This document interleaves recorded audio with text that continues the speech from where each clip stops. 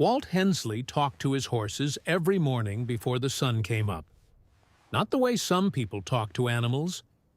Baby voice, silly names, nonsense. Walt talked to them the way you talk to someone who's been through the worst years of your life, standing right next to you. Easy now, Amos. Easy. Amos was the bigger one, a Percheron gelding, dapple gray, 19 years old and still over a ton of muscle and bone. His partner was Birch, same breed, slightly smaller, darker coat, a scar across his left shoulder from a barbed wire accident 12 years back. Both of them old, both of them slow to start in the morning, just like Walt. He brushed them in the half-dark of the barn while his coffee cooled on the fence post outside. January in Harlan County, Nebraska. 4 degrees before wind chill. The kind of cold that finds the gaps in your coat and stays there. Folks around here had opinions about Walt's horses. Plenty of opinions. What's the point of keeping draft horses in 2024? That was the question he heard more than any other. At the feed store, at the diner, at the co-op meeting where he sat in the back and didn't say much. Draft horses eat 25 to 30 pounds of hay a day each. That's real money. And for what? Walt didn't plow with them, didn't log with them, didn't enter them in pulls or shows. He just kept them, fed them, brushed them every morning in the dark. People thought he was stubborn. Some thought he was losing it. 73 years old, living alone on a quarter section that barely broke even, spending money he didn't have on 2 animals that served no visible purpose. But Walt never explained. When people asked why he kept Amos and Birch, he'd look at them for a second too long, then change the subject. Like the answer was something he carried in a pocket he didn't open for strangers. 3 months ago, the county had sent him a notice. Non-compliant livestock housing. The barn was old, built in 1961 by Walt's father-in-law. Roof sagged on the east side. Some boards missing along the south wall. The county inspector said it didn't meet current agricultural structure codes and gave him 90 days to repair or remove the animals. 90 days. Walt didn't have the money to fix the barn, and he wasn't getting rid of the horses. The notice had been signed by Mayor David Kehoe, 41 years old. Born and raised in Harlan County, but spent 15 years in Omaha before coming back to run for office on a platform of modernizing rural infrastructure. He wore clean boots and talked about efficiency a lot, and he'd never set foot on Walt's property. Walt folded the notice and put it in the kitchen drawer with the others. 3 notices total now. The 90 days were almost up. "They're going to come for you too eventually," Walt said to the horses that morning. Amos shifted his weight and exhaled. A long, warm breath that turned to fog in the cold air. Birch didn't react at all. Just stood there, chewing hay like the world outside the barn didn't concern him. Walt smiled. First time in a while. There was a photograph tacked to the beam above the stall door. Old, faded, curled at the edges from decades of barn humidity. 2 Percherons standing in snow. Younger, stronger versions of the bloodline that Amos and Birch carried. And next to them, a man Walt hadn't seen in 37 years. He looked at that photo every morning. Never took it down. Never moved it to the house where it would have been safer. It belonged here, in the barn, with the horses, because the man in that photograph was the reason the horses existed at all.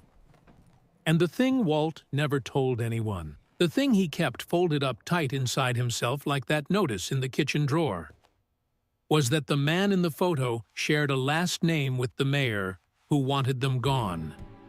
Kehoe. The horses nobody wanted were a gift from the father of the man trying to take them away. And Walt had kept them alive for 37 years, waiting for the day the truth would matter. Outside, the wind picked up. The weather radio in the kitchen had been saying the same thing for 2 days now. A system moving in from the northwest. Could be significant. Could be historic. Walt finished brushing Amos, hung the brush on the nail by the door, and looked out at the sky. "Storm's coming," he said. Neither horse flinched. They'd seen storms before. The storm hit Harlan County at 11 o'clock on a Thursday night. And it didn't stop for 31 hours. Not a regular snowstorm. Not the kind folks around here shrug off with a pot of coffee and a deck of cards. This one came sideways.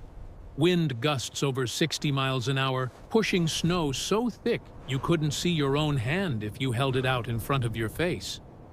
Temperature dropped to -18 before wind chill. And with the wind, it felt closer to 40 below. By Friday morning, the county had disappeared. Roads gone, fences gone, mailboxes buried to the flag. Drifts piled 8 and 10 feet high across every highway and farm road in the district. Some folks woke up and couldn't open their front doors. Walt didn't sleep that night. He stayed in the barn with Amos and Birch, brought extra hay, extra water, a wool blanket for himself, and a lantern that threw just enough light to keep the dark from closing in.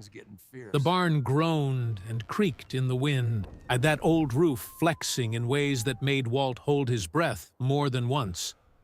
But it held. 63 years of standing in Nebraska wind. And it held.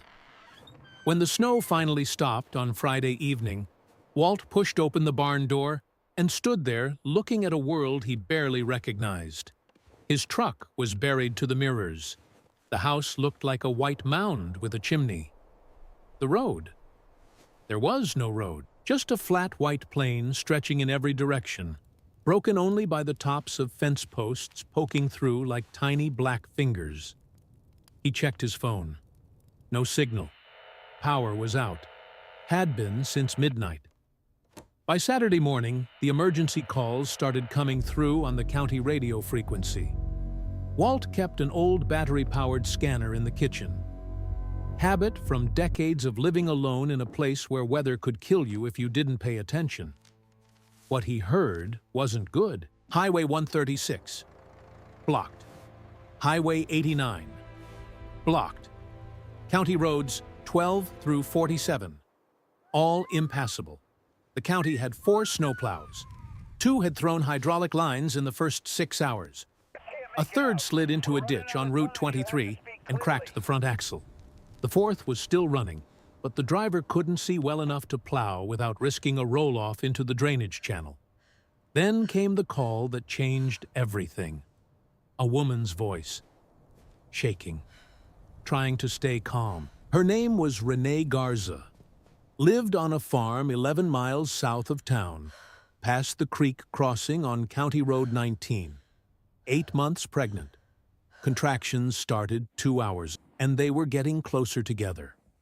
The ambulance couldn't reach her. The fire department couldn't reach her. The one working snowplow was on the other side of the county dealing with a gas leak. 11 miles of unplowed road between Renee Garza and the hospital. Walt stood in his kitchen listening to the dispatcher try to find a solution. National Guard was mobilizing but wouldn't arrive for at least 12 hours.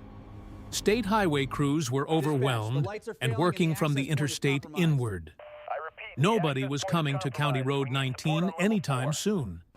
Then he heard Mayor Kehoe's voice cut in on the radio. Tight, controlled, but underneath it, scared. We need options. Right now. Anything that can move through this snow. Anything. Walt set down his coffee, looked through the kitchen window toward the barn, where 2 old Percherons stood in their stalls, calm as stone, like they'd been waiting for exactly this moment their entire lives. Draft horses were built for this. Not speed, power. A Percheron can pull 8,000 pounds through conditions that would bury a truck to its frame. Their hooves are wide, designed to grip soft ground. Snow, mud, sand, surfaces that stop machines don't stop them. They just lean into the weight and push forward. Walt knew this because he'd watched them do it. Not here, not in an emergency, but years ago, when the man in the photograph had shown him what these animals were capable of. He put on his heaviest coat, pulled on the insulated overalls that hung by the back door, grabbed the old leather harness set from the tack wall in the barn, dried and cracked in places but still functional. He'd oiled it every spring for 37 years, same as the man who gave it to him had taught him to do. Amos stood still while Walt buckled the collar and hames. Birch tossed his head once, then settled, like he remembered, like the harness triggered something deep in the muscle memory of a breed that had been pulling humanity out of trouble for 300 years. Walt led them out of the barn into the white silence of a buried county. He didn't call the mayor, didn't radio dispatch, didn't ask permission. He hooked the horses to the heavy oak singletree his father-in-law had built in this same barn, clipped a chain to a homemade V-plow he'd welded together years ago from scrap steel and an old road grader blade, and pointed Amos and Birch toward County Road 19. "Let's go get her," he said. Amos leaned into the collar. Birch matched him, and 2 tons of horse and iron began cutting a path through 4 feet of snow. Slow and steady and absolutely unstoppable. The first mile took 40 minutes, not because the horses couldn't move, but because the snow was so deep in places that Walt had to stop and let them catch their breath every few hundred yards. A Percheron can pull almost anything, but even a Percheron has lungs, and at negative 18 degrees, every breath burns. Walt walked behind the plow, not riding, walking, 73 years old, boots sinking past his knees in the trench the horses cut, because the extra weight on the plow would have made it harder for them. So he walked, 1 foot in front of the other, same pace as the horses, same stubbornness. By mile 2, his legs were shaking. His lower back had that deep fire in it that meant something was wrong. But he didn't stop. Couldn't stop. There was a woman 11 miles down this road who needed what only these 2 animals could do right now. The plow wasn't elegant. A V-shaped blade bolted to a steel frame, dragged by chain, cutting a path about 8 feet wide through the drifts. Not enough for a truck, maybe, but enough for an ambulance if one could get through behind them. And that was the plan. Clear the road. Get Rene Garza out. At mile 3, Walt heard something behind him, turned around, squinting through the blowing snow, and saw a figure on foot, trudging through the path the horses had already cut. Travis Milner, 45 years old, ran a hay operation 2 miles north of Walt's place. Big man, strong hands. Didn't talk much, which Walt appreciated in a neighbor. "Heard you on the scanner," Travis said when he caught up, breathing hard, red-faced. "Figured you might need someone to spell you on the walking." Walt didn't argue. His pride had limits, and his back was past them. They traded off every half-mile after that. One walked behind the plow, the other walked ahead, scouting drifts and kicking debris out of the path. Fallen branches mostly, buried under snow and invisible until you tripped on them. At mile 5, they hit the creek crossing. This was the part Walt had been dreading. The creek wasn't deep, maybe 3 feet normally, but the snow had dammed it up and the water had spread across the road in a sheet of ice, covered by 2 feet of fresh snow. You couldn't see where the road ended and the creek began. Amos stopped, snorted, pawed at the ground with his left hoof. Something Walt had seen him do 100 times when the footing didn't feel right. "He knows," Walt said. Travis looked at the crossing. "We go around?" "No way around. Fences on both sides. And the drift along the east fence has got to be 12 feet. Walt walked forward, slowly, testing the ground with each step. The ice held his weight. But he was 170 pounds. Each horse was over a ton. He stood there for a long moment, wind cutting across the open creek bed like a blade. Then he unhooked the plow from the singletree, left it sitting on the road. "We take them across light," he said. "No plow, no drag, just the horses.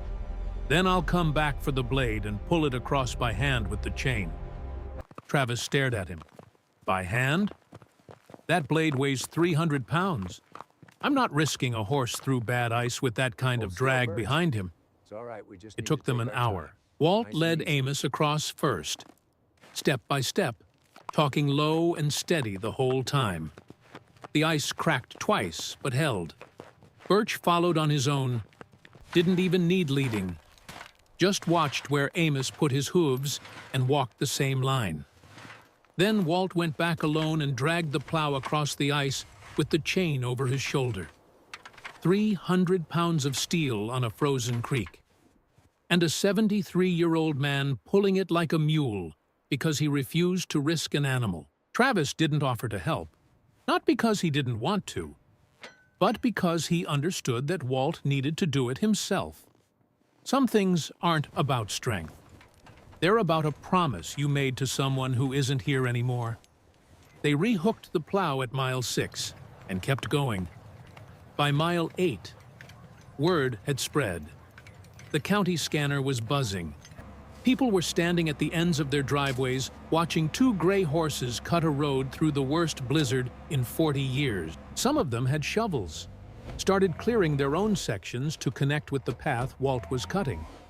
At mile 9, a county deputy pulled up as far as he could in a 4-wheel drive truck, got stuck, and walked the rest of the way to meet them. "Sir, the mayor wants to talk to you." Walt didn't look at him, kept walking. Eyes on the horses. "The mayor can wait. She can't." Mile 10. Amos was lathered, despite the cold. Birch was favoring his right front, not quite a limp, but close. 37 years old, this bloodline. 37 years of being called useless. Mile 11. The Garza farm appeared through the snow like a ghost. Small house. Porch light on, running on a generator. A man standing outside, waving both arms over his head. "She's inside," he shouted. Contractions are 4 minutes apart. Walt stopped the horses, unhooked the plow, walked to Amos, and put his forehead against the horse's neck. Didn't say anything, just stood there breathing with him. Travis was already on the radio. "Roads clear from County 19 to the Garza property. 1 lane. Send the ambulance now." 14 minutes later, the ambulance came through the path that 2 old horses had cut through 11 miles of impossible snow. Renee Garza was loaded in the back. Her husband climbed in beside her. The doors closed, and as the ambulance pulled away, Walt stood in the road between his 2 horses, watching the red lights disappear into the white. And he thought about the photograph in the barn. The man who gave him these horses. The man whose son had tried to take them away. That conversation was coming. But not tonight. Tonight, there was a baby trying to be born. The baby was born at 11:47 that night. A girl, 7 pounds, 4 ounces. Renee named her Clara, after her grandmother. Walt didn't find out until the next morning. He'd walked the horses back home in the dark, all 11 miles. Moving slower now, nobody rushing. The plow unhitched and left at the Garza property because Birch was too tired to drag it back. Travis walked with him for the first 5 miles, then peeled off toward his own place, with a nod and nothing else. That was enough. Walt got the horses inside the barn, pulled the harness, rubbed them both down with dry towels until the sweat was gone and their coats were warm again. Filled the water buckets, threw extra hay. Amos ate immediately. The way horses do when the work is done, and the body remembers, it's hungry. Birch stood still for a while, head low, and Walt stayed with him, hand on his neck, until the old gelding finally dropped his nose into the hay. "You did good," Walt said. "Both of you did good." He slept 4 hours that night, deepest sleep he'd had in months. By Sunday afternoon, the roads were opening up. National Guard arrived with heavy equipment. State crews pushed through from the interstate. Power came back in patches, some areas faster than others.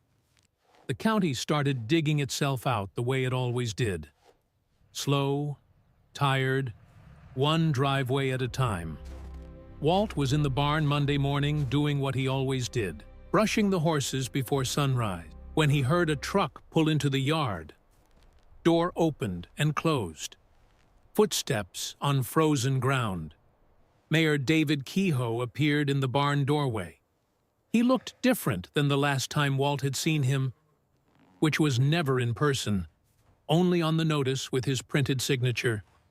Younger than Walt expected, tired around the eyes, wearing a county jacket zipped to the chin and boots that had actual mud on them for once.